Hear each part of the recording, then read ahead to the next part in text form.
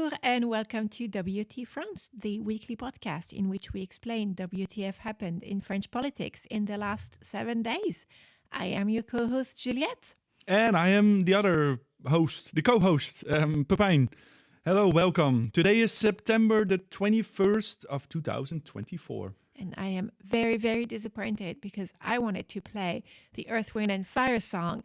And Pepijn pointed out that then Apple Podcast is probably going to ban our entire podcast for like copyright infringement. So we have another sound effect. Which is fairly similar, actually. I'll play it now.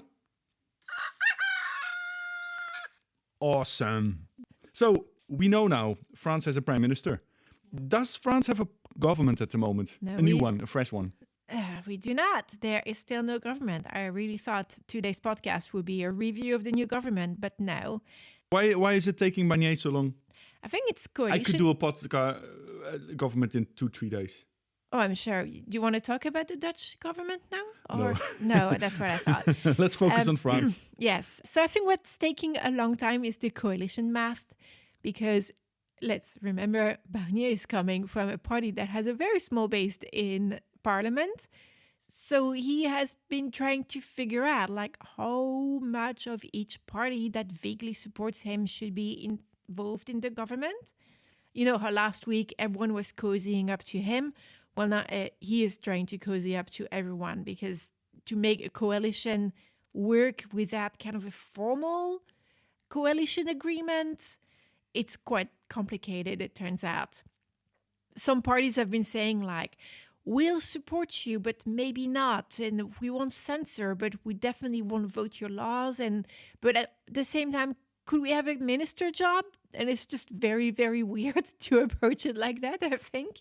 It doesn't sound like there's a very solid base for a stable 5-year government Definitely to tackle not. important problems. Is his own party supporting him? Yes, they are. So he's Well, got that's that. something. He has something. 2 or 3 people then. Yeah, that's like about, I forgot the exact number, but like about 50 deputies out of 577. It's not a lot. But like they should support him. As I said last week, they got a victory that they did not win, and they can still get some of the very big ministries. They're doing good.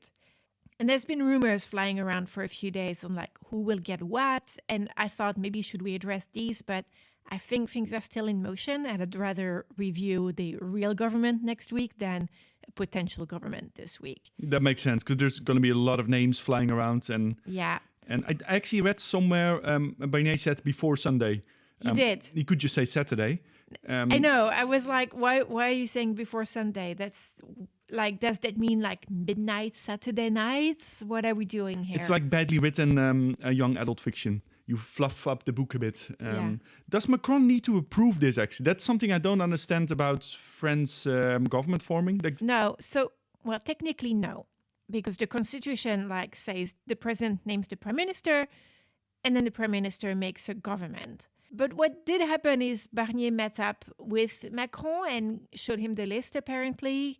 And Macron seemed to mostly agree with it. And I was really wondering, like, how far would Macron go in saying, like, not this person, but another person?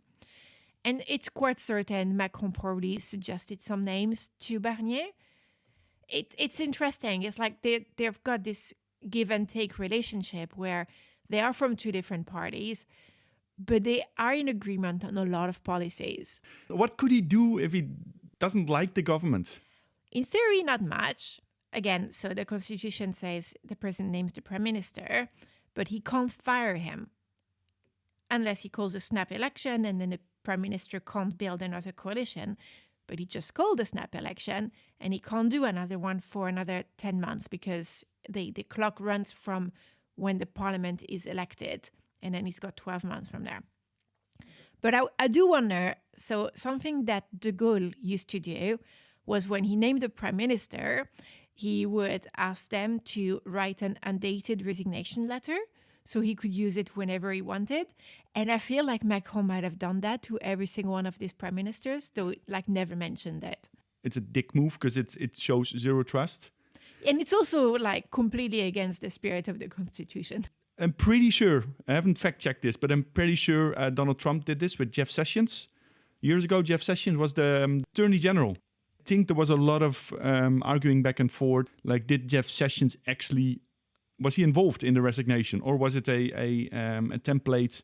Because it was undated and just pushed out. Yeah. And what it meant effectively was that you throw away a little bit of democratic trust that people have. Absolutely. So is it a way maybe to see if Macron is doing this? Because we probably don't know this. We'll But never know. De Gaulle did. De Gaulle did Is it and didn't hide it. seeing the president as a more powerful figure than the constitution makes it out to be? Yeah, I think De Gaulle really wanted the president to be a very powerful figure. That was his point of view. And he wrote a lot of the constitution, but I think he had to compromise on some things, and he didn't like to compromise. He wasn't that kind of person. Okay. And I think Macron has that in common with him. He really thinks the president should be powerful and rule over the prime minister. And the prime minister is more of an executive. Instead of having two domains that are both political, Macron and De Gaulle think one of them is political and the other one is an executive type thing? Yeah. Okay. So we're a few hours away from a government in France. Probably. I guess that will be for next week's episode. So are we done this week, or can we go and walk the dog, or is there anything else? We have Brussels drama. Ooh, wait. I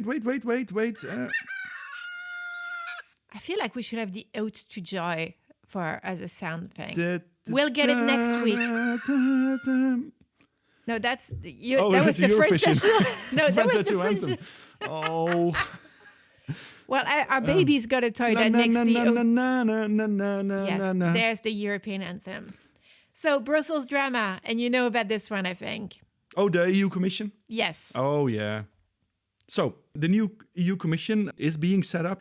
Von der Leyen, the European president slash queen. She is. Okay, we're going to have to talk about EU law after this. Yeah, she's sort of got her way, but not really. And I think specifically France jumped out here. So for our non-European listeners, the EU Commission is put in place a few months after an EU election. Then that was in early June. And each member country can choose a commissioner to send into the commission. And sometimes it's the existing one, and sometimes it's a new one.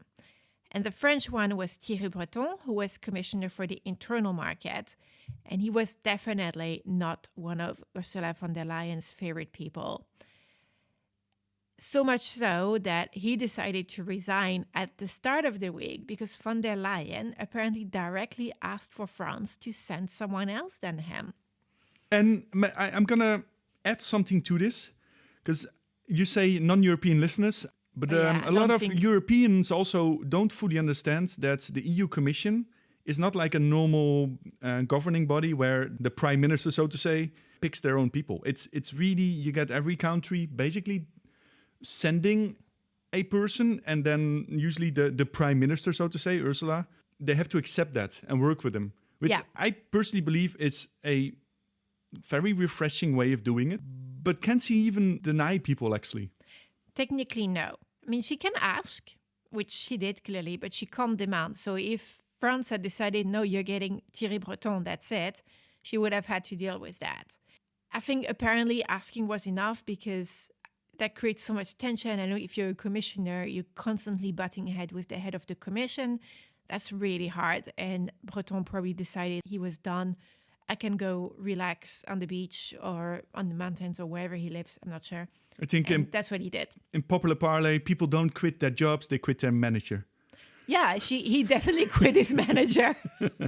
So I think von der Leyen, she was in the media a couple of times saying she found it really important to have more gender parity, to get women. And that is a problem because most politicians in the world are men for some reason. For some reason. Should we explore that a little bit? It's probably a coincidence. There might be simply genetics that there is, if you look at the world population, that 90% of them are white men. I don't know. So France decided to send a woman, right? I am biting my tongue so hard, listeners. France did not send a woman. Sorry. So, French Politic Podcast, super professional. So France did not send a woman. The new French commissioner is Stéphane Séjourné, now the ex-minister for foreign affairs. He is a super Macronist, like very, very close. He was one of the first people who joined Macron. There's like this weird inner circle thing that people don't talk about in the media, but when you start digging into people's Wikipedia pages, you see. So Séjourné was for a few years the domestic partner of Gabriel Attal, who's just resigned as prime minister. Wow. This is like a very small world for people who are in French politics. Should all these people maybe live in a really big building in Versailles or something like that? It feels a little bit like reality TV show. So Séjourné was a minister in Attal's government, and they are ex-partners. Also, when Hollande was president, his ex-wife was a minister in the government. This just constantly happens. I don't know how much it happens in other countries, but it's really a thing that happens a lot in France. So that's who France is sending. And actually, let's ask, who is the Netherlands sending? Do you know? So, the Netherlands last week had their budget discussions. As I think most people know, the Netherlands has not just a right-wing government, but it has a very populist government where there's 4 parties whose leaders don't like each other. A prime minister who used to be a civil servant and, well, frankly, seems to be quite incompetent in dealing with very powerful people. So what is happening in the Netherlands, actually, because some of these parties are Eurosceptical, but because they also realize it's embarrassing to have the unprofessionalism go outside of the Netherlands. The Netherlands just sent the previous EU commissioner again. Which That's is a neat way to do it. It's a guy called Wopke Hoekstra, who's actually not a member of a party that is even close to the government coalition. He's a member of the Christen Democratisch Appel, CDA, the Christian Democrats. Okay. They're one of the traditional big parties in the Netherlands. I'm not sure if they got decimated, but they're really small now. That's happened to the Les Républicains in France, and now they have a prime minister. Well, that's what you have. CDA has a weird staying power. A lot of the now populist politicians originate they originate from the CDA. Anyway, back to France. Any news on fixing the debt issue? Yeah, so that was a big one last week, and I think it's going to continue be a very big topic because we're about to start the finance law. It's actually like 8 days behind, which is unheard of. That's never happened before. And so we need to find savings, we need to find money, and there might be a shocking move from Barnier here. He's considering joining the extreme left and raising taxes. Oh no. Oh no. Oh no. That'll go over well. Wow. So he was asked, naturally, this is one of the biggest problems his government is going to have to face. And he was asked, what is the plan to fix the debt crisis that we're in now? And of course, step one for anyone from a right-wing government would be slash public spending. But he's also said that he might raise taxes. And here the centrists kind of lost their minds because they've spent like the last 7 years lowering taxes across the board. And the way they reacted, you'd think he became Karl Marx or something, like taking out a little red book. It was really weird. So how is he going to manage that if the centrists hate it? And the centrist, he needs those for his votes. Well, first, if he's turning into the ghost of Karl Marx, the left might actually support at least some measures to raise taxes, and especially on like the more rich people. I think the Les Écologistes, the Green Party, said that they would support measures like this in a finance law. But mostly, I think he's presenting it as a one-time effort. Like everyone has to contribute a little bit. There's also the governor of the Banque de France, the national bank, who's hardly a raging leftist himself. He called it an exceptional and reasonable effort for large companies and big taxpayers. So it's a very roundabout way of saying very rich people need to pay a little bit more for a year or two. He's very politely saying tax the rich, and I support that. Traditionally, I think both in the Netherlands and in France, what you have is, especially at the beginning of a coalition, you have the coalition members who support everything, and then everyone else who doesn't support anything. And here you have a situation where the left might say, like, okay, the budget thing will support. Yeah. And so they're trying to but they'll have to be very careful that to put a delimitation on that. Yeah, but also when the left was trying to push Lucie Castet as the prime minister, and they still are, though it's a little bit less central right now, what they were saying is, we know we don't have a majority, but law by law, proposition by proposition, will form individual support for each of these. And so I think that's sort of their way of saying, we can do it the other way too. Like, we're not saying everything that comes from the right-wing government is automatically going to be wrong. If they're saying tax the rich, we're not going to say no. So I think that sort of makes sense. And taxing the rich when we are in such a deficit, like, it is logical. The situation is dire because we have lowered taxes on the richest for years. But we have some exceptionally rich people in France. Like, the luxury industry, I think we could do almost an entire outtake of this podcast on the French luxury industry and its power, because it is bringing in an insane amount of money that is not really well taxed. So we are nearly at the end of the week. Next week we'll be talking about the new people. That'd be interesting, the new government. What's our nice story of the week, or happy story? Do we have one? So it's more interesting nice than happy nice. Oh, I like that too. Facts. Very, very interesting stuff. So as you know, the Notre Dame Cathedral in Paris has been undergoing massive renovations because it burned down in 2019.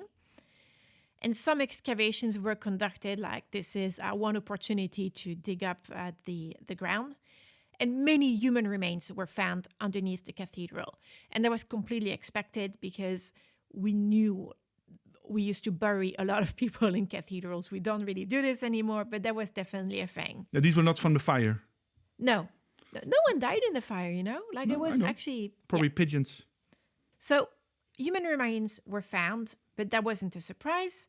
But as scientists were examining some of the bodies, there was one that was particularly mysterious because it was buried in a lead coffin. And it was clearly someone important, but there was no other identifier around it. And so what the archaeologists have figured out now, they announced it just this week, is that it's the body of a poet, like a fairly famous French poet, who died in the 1500s, but whose remains had completely disappeared. He had been buried in Notre Dame. We had record of that. But in another part of where, compared to where he was found, and the chapel where he supposedly was opened in the 1700s, and his body was gone. That's actually quite interesting. So did he get up and move? How did that happen? Do they know? So the theory is that, like, people used to be way more flexible about record keeping in, like, the 1600s, 1700s, and that he might have been temporarily moved, except someone forgot to put him back where he was supposed to be. Okay, you know what? I could ask, how do you misplace a lead coffin? But I kind of get that. I see that at work. We have a warehouse with customer equipment, and sometimes it's quite difficult to find a bit of customer equipment after 2 or 3 years, because someone figured it has to go somewhere else and then just went off to have a coffee instead of registering it. Anyway, so now he's been identified through, like, identifiers in his bones. Like, they figure out, like, he had tuberculosis, and, like, it kind of cross-match a lot of his personal history. Okay. And presumably he will be placed back in his final resting place before reopening the cathedral, which is due in December, by the way. What? I think they when it burned down, they said something like 10 or 15 years for the Yeah. So it's much sooner than I expected. They worked really fast. Is this where they maybe spend all the money that's now lost? The deficit money? Yeah. We can't say that. This is the nice bit of the podcast, Pine. We're just going to pretend that didn't happen. Okay. Anyway, that's all for this week. À la semaine prochaine. Bye.